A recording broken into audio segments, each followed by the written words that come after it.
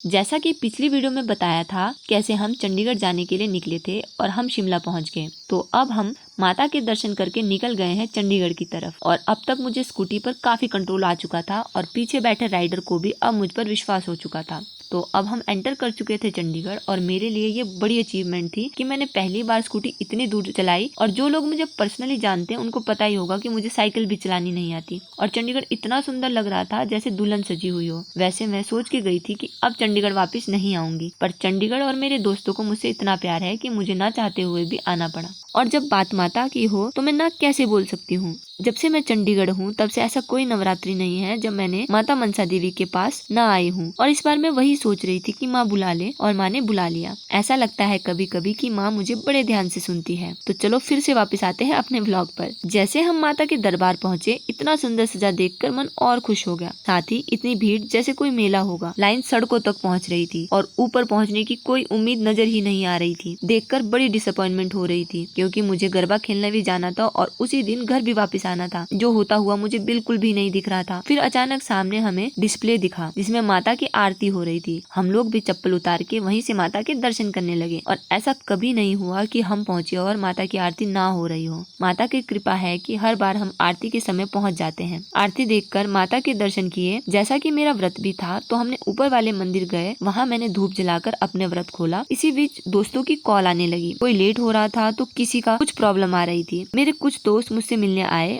और कुछ से मिलना रह गया क्योंकि काफी लेट हो चुका था और मेरे पिताश्री अपने उग्र स्वभाव में आ चुके थे। फिर मैंने उनसे नेक्स्ट टाइम मिलने का कहा और हम वापस चल पड़े क्योंकि मेरा माता रानी के दर्शन करने का जो मन था वो पूरा हो चुका था। और अपनी सोनपरी को भी मुझे किसी धार्मिक स्थल पर लेके जाना था। और बस हम रात की ठंड का मजा लेते हुए घर पहुँच गए। तो ये था आज का मेरा पूरा व्लॉग। कैसा लगा जरूर बताना, कमेंट और लाइक कर दो गाइस। इससे हमें और मोटिवेशन मिलती है। और कोई सजेशन हो तो feel free to comment below. और कोई आप मुझे स्पेशल सजेशन देना चाहते हो तो आप मुझे इंस्टाग्राम पर डायरेक्ट डीएम भी कर सकते हो। मिलते हैं दोस्तों नए व्लॉग में, तब तक बने रहे हमारे चैनल के साथ। चैनल को सब्सक्राइब करना ना भूलें।